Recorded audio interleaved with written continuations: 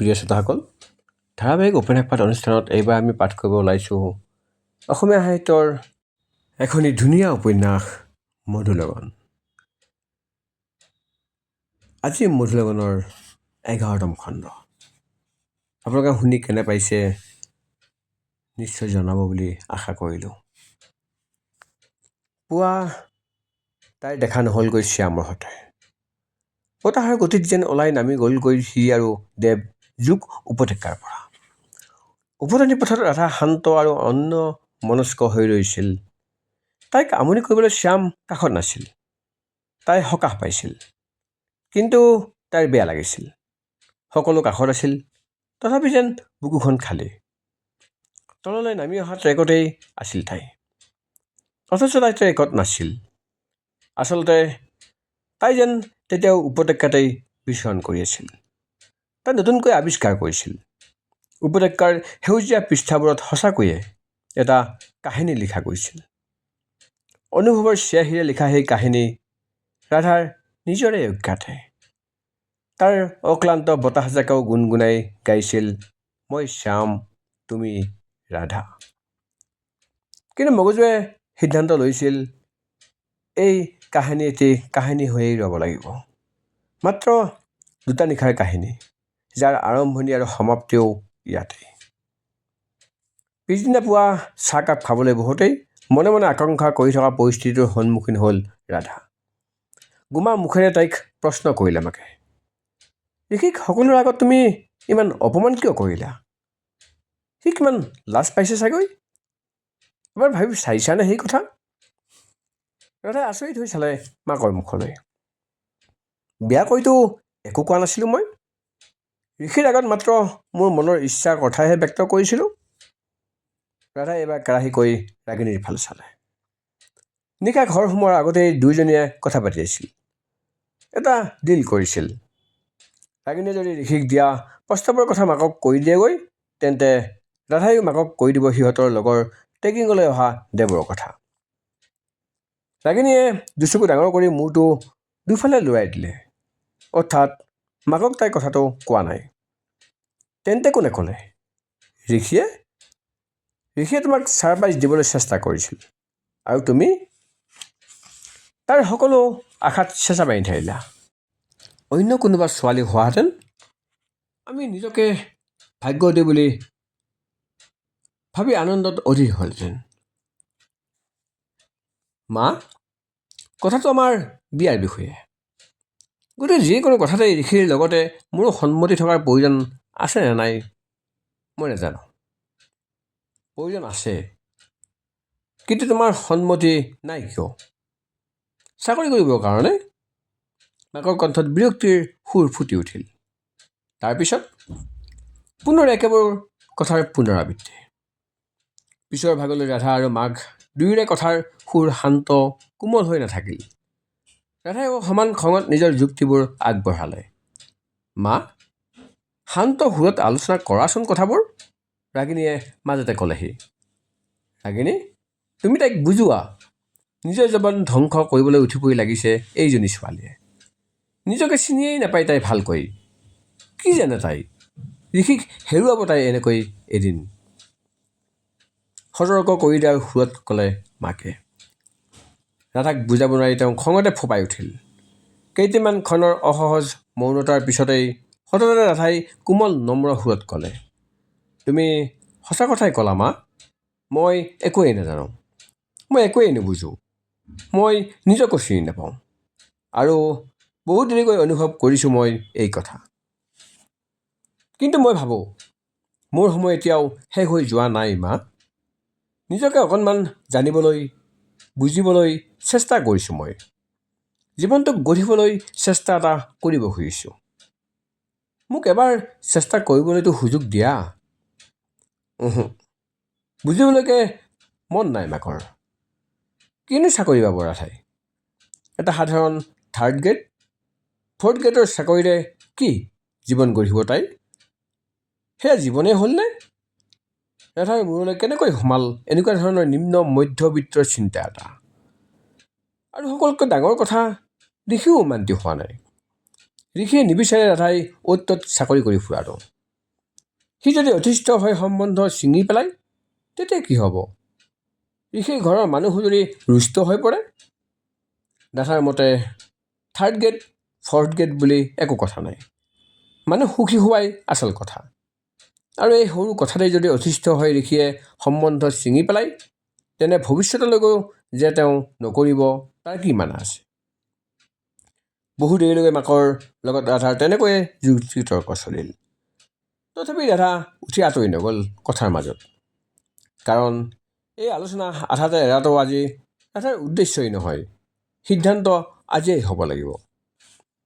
তৰ্ক বিতৰ্কবোৰৰ মাজত মাকে বহুত দেৰি মূৰ পিটিকেই বহি থাকিল আৰু অৱশেষত ৰাধাৰ জেদৰ আগত হাৰ মানি আলোচনাৰ বাবে ঋষিক গধূলিলৈকে ঘৰলৈ মাতি পঠিয়ালে মাকে। অফিচৰ পৰা আহোঁতে ঋষিৰ প্ৰায় গধূলি 7-8 মান বাজেই। গতিকে ৰাধাৰ হাতত এতিয়া অফুৰন্ত সময়। টেবলেটত ইমেইলৰ ইনবক্স খুলি লৈছিল ৰাধাই। Time job, naukri.com, monster India আদিকে ধৰি কেইবাটাও উচ্চ খাপৰ জব পৰ্টেলত বায়'ডাটা আপলোড কৰিছিল ৰাধাই। সেই জব ছাইটবোৰৰ পৰা কেইবাটাও নটিফিকেশ্যন আহিছে। পোষ্টবোৰ নানা ধৰণৰ। অফিচ ক্লাৰিকেলৰ পোষ্ট, ছেক্ৰেটাৰী, কম্পিউটাৰ অপাৰেটৰ, এছিষ্টেণ্টকে ধৰি অনলাইন ডাটা এণ্ট্ৰি আৰু প্ৰুফ ৰিডিঙলৈকে। প্ৰতিটো নটিফিকেশ্যন ভালকৈ পঢ়ি চালে ৰাধাই। বেছিভাগতেই পূৰ্বে অফিচত চাকৰি কৰাৰ অভিজ্ঞতা বিচাৰিছে, নতুবা টেকনিকেল স্কিল আদি। ৰাধাৰ সন্মুখত যেন চাকৰি এটাৰ বজাৰহে বহিছে। কিন্তু কোনো এটা চাকৰিৰ বাবেই যেন 100% এফিচিয়েণ্ট নহয় ৰাধা। প্ৰাইভেট কোম্পানী অফিচবোৰে বিচৰা অৰ্হতাৰ যিকোনো কাম এটাই তাইৰ কাৰণে সম্পূৰ্ণকৈ ভাল। তথাপি ফ্ৰেছাৰ্ছ আৰ ৱেলকাম বুলি থকা নটিফিকেশ্যন কেইটামানত তাই ভালকৈ মাৰ্ক কৰি থ'লে। তেনেতে মেছেঞ্জাৰত মেছেজ এটা আহিল। ৰাধাই মেছেজটো খুলি চালে। ভালে আছা ৰাধা? বুকুখন ঢিপকৈ উঠিল ৰাধাৰ। শ্যাম নামৰ একাউণ্টৰ পৰা আহিছে মেছেজটো। শ্যামেনে সঁচাকৈ? উৎকণ্ঠাৰে প্ৰফাইলটো খুলি চাবলৈ লওঁতেই সিফালৰ পৰা পুনৰ টাইপিং বুলি আহিল। ফোন নম্বৰটো দিয়াচোন ৰাধা, কথা এটা আছে। ৰাধাই মোবাইলটো আঁতৰাই থ'লে। পুনৰ বাজি উঠিল মেছেজ টনটো। উৎকণ্ঠা সামৰিব নোৱাৰি ৰাধাই আকৌ এবাৰ মেছেজটো খুলি চালে। প্লিজ দিয়া নাম্বাৰটো। ৰাধাই এইবাৰ উত্তৰ দিলে, নাম্বাৰ দিব নোৱাৰিম শ্যাম, চৰি। তাই আৰু এটা মেছেজ টাইপ কৰিলে, মোক মেছেজ নকৰিবা শ্যাম, নহ'লে মই তোমাক ব্লক কৰিম। মেছেজটো পালেহি। সি কিবা ক'ব নেকি বুলি অলপ দেৰিকৈ ৰ'ল ৰাধা। কিন্তু একো উত্তৰ নহাত ৰাধাই স্ক্ৰীণ লক কৰি মোবাইলটো আঁতৰাই থ'লে। তাৰ একাউণ্ট প্ৰফাইলটো খুলি চোৱাৰ প্ৰচণ্ড ইচ্ছাক তাই মনতে সম্বৰণ কৰিলে। ৰাধাৰ বুকুখন দূৰ দূৰকৈ কঁপিয়াই থাকিল। এই কাহিনী মাত্ৰ 2টা নিশাৰ হৈ ৰোৱাই উচিত আছিল। কিয় মেছেজ কৰিছে সি? কিয় বিচাৰিছে সি তাইৰ ফোন নম্বৰ? তাৰ পৰা আৰু মেছেজ অহাটো তাই বিচৰা নাছিল। কিন্তু একে সময়তে মেছেজ টনটো শুনিবলৈ কাণ দুখন উৎকৰ্ণ হৈ ৰ'ল। উফ ৰাধা। গধূলি ঋষি বৰবৰুৱা ভিলালৈ আহিল। আকাংক্ষা কৰি থকাৰ দৰেই তাৰ প্ৰয়োজনাধিক গম্ভীৰ মুখখনত সেই পৰিচিত হাঁহিটো নাছিল। চিন্তা আৰু বিৰক্তিৰ ছায়া মুখখনত পৰিস্ফুট। মাকেও আলোচনাটোত সিহঁত দুটালৈকে এৰি দিছিল। ৰাগিনীয়েও ঋষি আৰু ৰাধাৰ মাজত মাত নিদিয়াৰ সিদ্ধান্তকে ল'লে। ঋষিক মাত লগাই তাই নিজৰ কথালৈকে পঢ়া শুনা কৰিবলৈ গুচি গৈছিল। আলোচনাৰ বিষয়টো ঋষিয়ে জানিছিলেই, গতিকে ৰাধাই নতুনকৈ আৰম্ভ কৰিবলগা নহ'ল। গম্ভীৰ সুৰত সি প্ৰথম আৰম্ভ কৰিলে, তেন্তে তুমি চাকৰি কৰিব বিচাৰিছা? এয়াই তোমাৰ সিদ্ধান্তনে? মই চেষ্টা এটা কৰিব খুজিছোঁ ঋষি। ৰাধাৰ দুচকুলৈ এবাৰো নোচোৱাকৈ কফি কাপত শোহা মাৰিলে ঋষিয়ে। কিমান সময় লাগিব তোমাক তাৰ বাবে? সামান্য অধৈৰ্য সুৰত ক'লে সি। ৰাধাই চিন্তা কৰিলে কথাটো। কিমান সময় লাগিব বাৰু তাইক নিজৰ বাবে এটা চাকৰি যোগাৰ কৰিবলৈ? এমাহ, 2 মাহ, এবছৰ? তাইৰ মূৰত যে ক'ৰ পৰা সোমাল নহয় এইবোৰ চিন্তা। তাইনো কিহৰ অসুবিধা, কিহৰ অভাৱ তাইৰ? ৰাধাক বুজাই অতিষ্ঠ হৈ পৰা মাকে মাজতে হতাশ সুৰত ক'লে। ৰাধাই উত্তৰ নোপোৱাৰ আগতে গল হেকাৰি মাৰি ঋষিয়ে ক'লে, আণ্টি, ইমান ইচ্ছা কৰিছে যেতিয়া চাকৰি এটা বিচাৰিয়ে চাওকচোন তাই। কিন্তু মোৰ কথা দুটামান আছে ইয়াতে। ঋষিয়ে দুটা চৰ্ত ৰাখিলে ৰাধাৰ আগত। প্ৰথম চৰ্ত, ৰাধাই নিজৰ বাবে এটা ডিচেণ্ট চাকৰি নিজেই বিচাৰি ল'ব লাগিব। আৰু চাকৰি পাওক বা নাপাওক, ঋষিৰ লগত তাইৰ এংগেজমেণ্টটো দুৰ্গা পূজাৰ পিছতেই হ'ব। দেৱ নিজৰ কৰ্মক্ষেত্ৰ ছত্তীশগড়লৈ ঘূৰি যোৱা আগতেই হৈ যাব লাগিব এংগেজমেণ্ট। দ্বিতীয় চৰ্তটো হ'ল, এংগেজমেণ্টৰ পিছত বিয়ালৈকে যথেষ্ট সময় পাব ৰাধাই। সেইখিনি সময়তে চাকৰি কৰিব পাৰিব তাই। কিন্তু বিয়াৰ পিছত তাই চাকৰি কৰি থাকিব পাৰিবনে নোৱাৰিব, সেই বিষয়ে ঋষি নিশ্চিত নহয়। ঋষিৰ ঘৰৰ মানুহে আপত্তি কৰিলে ৰাধাই কেতিয়াও চাকৰি কৰিব নোৱাৰিব বিয়াৰ পিছত। দ্বিতীয় চৰ্তটো মানিবলৈ টান পালে ৰাধাই। এয়া কেনেকুৱা কথা ঋষি? এইটো তোমাৰ ওপৰৰ কথা। মই আগতেই কৈছোঁ তোমাক, এই চাকৰি কৰাৰ কথাটো মনৰ পৰা উলিয়াই দিবলৈ। তুমিহে অযথা লাগি আছা। ঋষিয়ে এইবাৰ পোনপটীয়াকৈ তাইৰ মুখলৈ চাই ক'লে, বেবী, তোমাৰ ইচ্ছা ৰাখিয়েই ঋষিয়ে তোমাক চাকৰি কৰিবলৈ অনুমতি দিছে। তুমি তাৰ এটা ইচ্ছা কৰি ৰাখিব নোৱাৰানে? এইবোৰ আলোচনা ইয়াতে সমাপ্ত কৰা উচিত এতিয়া। ঋষিৰ ভোক লাগিছে বোধহয়, ডিনাৰো ৰেডি আছে।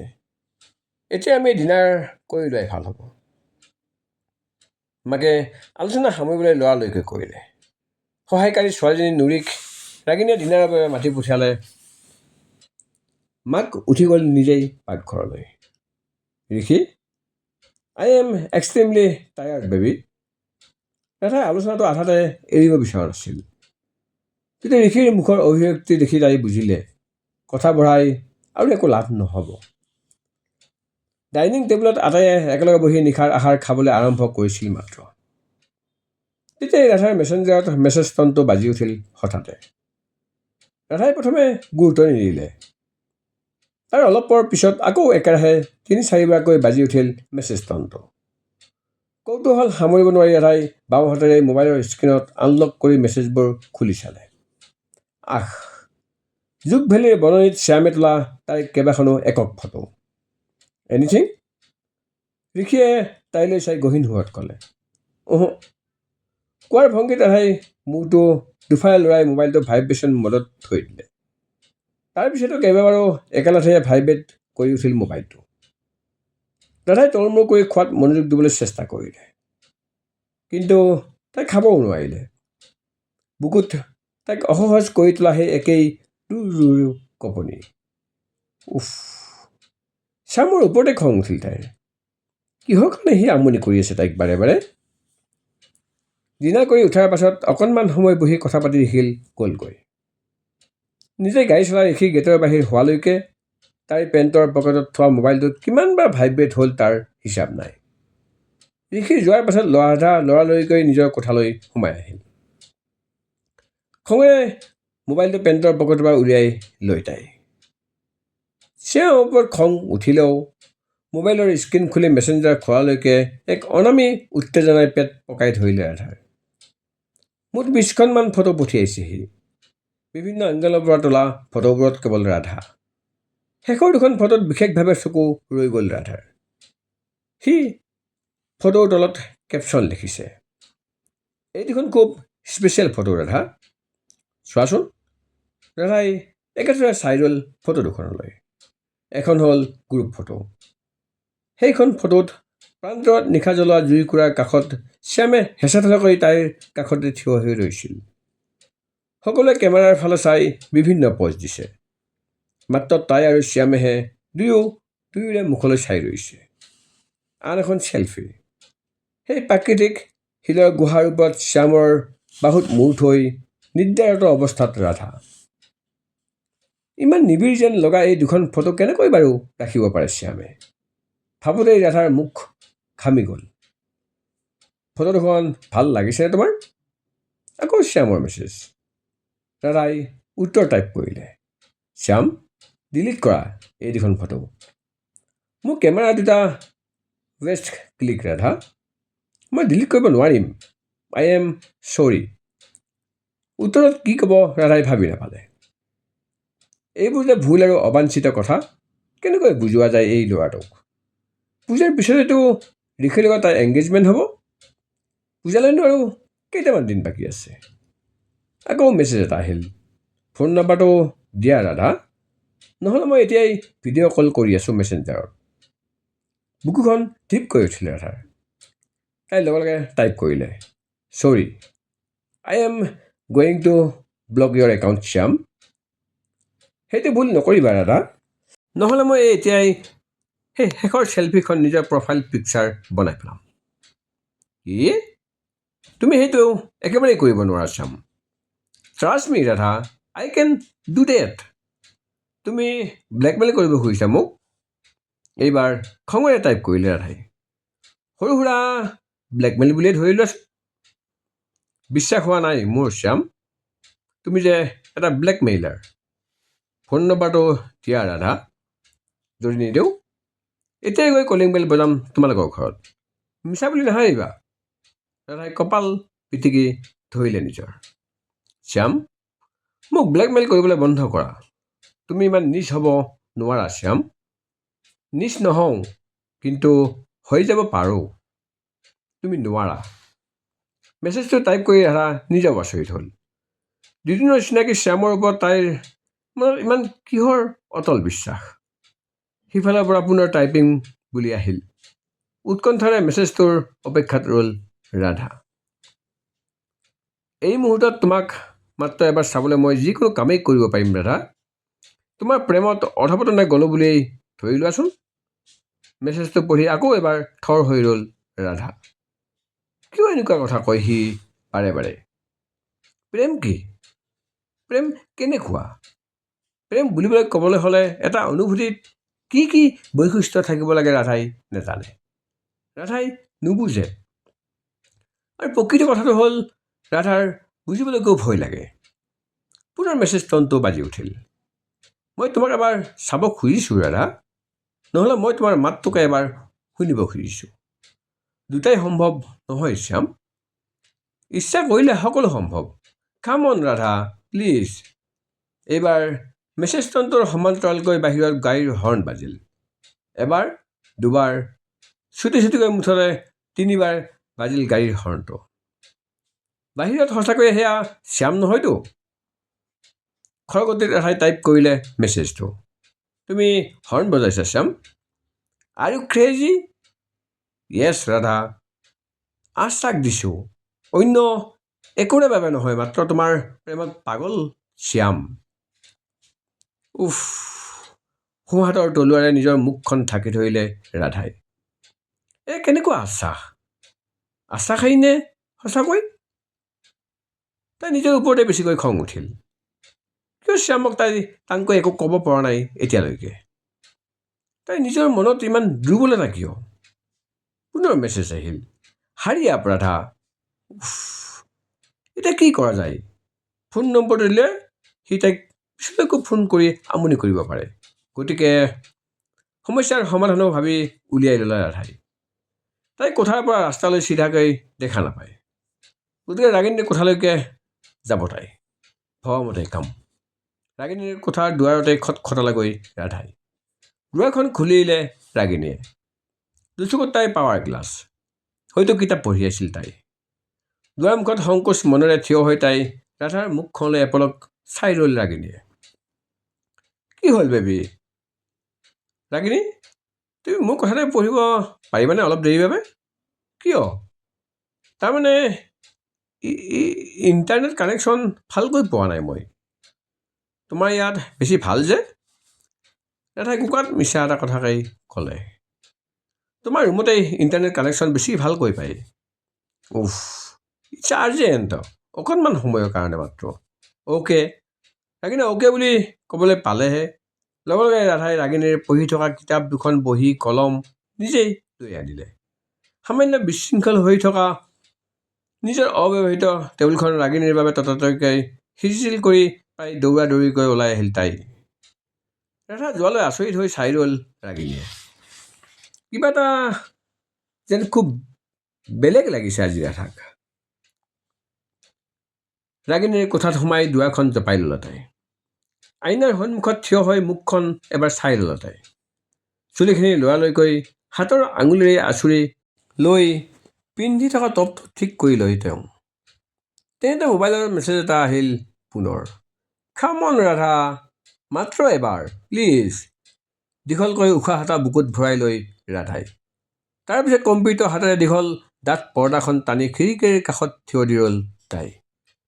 ঘৰৰ গেটৰ মুখৰ পৰা সামান্য আঁতৰত তেতিয়া ৰৈ আছিল ক'লা ৰঙৰ এখন স্কৰ্পিঅ'। গাড়ীৰ পাৰ্কিং লাইটটো জ্বলিয়ে আছিল। অভাৰহেড লাইটটো হঠাতে জ্বলি উঠিল। ৰাধাই দেখিলে ড্ৰাইভিং ছিটত সেয়া সঁচাকৈয়ে শ্যাম। সি তাইলৈকে চাই ৰৈছিল একেথৰে, একে দৃষ্টিৰে। ওঠৰ তাৰ চিন নিচিন এটা গম্ভীৰ হাঁহিৰ ৰেখা। সি পিন্ধি থকা টি চাৰ্টটো, উফ, তুমিহে দেখোন শ্যামক বেছিকৈ চাবলৈ ধৰিছা ৰাধা।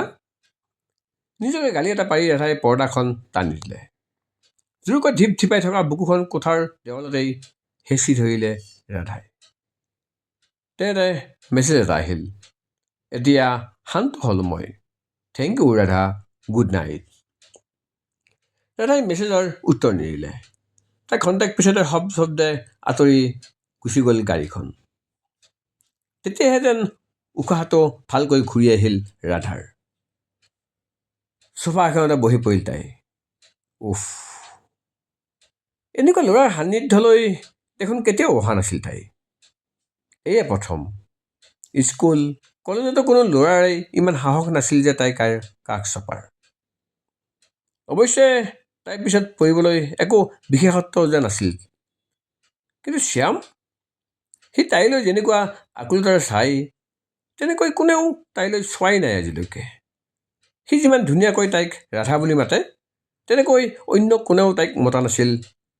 আৰু ৰাধা, তাই নিজৰে বুকুত এয়া কেনেকুৱা দূৰ দূৰ চঞ্চলতা। সমগ্ৰ মুখমণ্ডলত এতিয়া কেনেকুৱা লাজৰ আবিৰ। আহ, ঋষি থাকোঁতে তাইৰ মনলৈ এনেকুৱা কথা কেনেকৈ আহিল? ৰাধা, ৰাধা, এইবোৰ নাভাবিবা। ঋষিৰ কথা ভাবা। দেউতাৰ শেষ ইচ্ছাৰ কথা মনত পেলোৱা। তোমাৰ জীৱনত কেৱল ঋষিহে সত্য, এই কথা বুজি লোৱা। এৰা কেৱল ঋষি। ঋষি ভাল ল'ৰা, ঋষি ধুনীয়া, এজন সুদৰ্শন ডেকা ল'ৰা। ঋষিৰ লগতেই তাইৰ বিয়া হ'ব। চকুজুৰি জপাই দিলে ৰাধাই।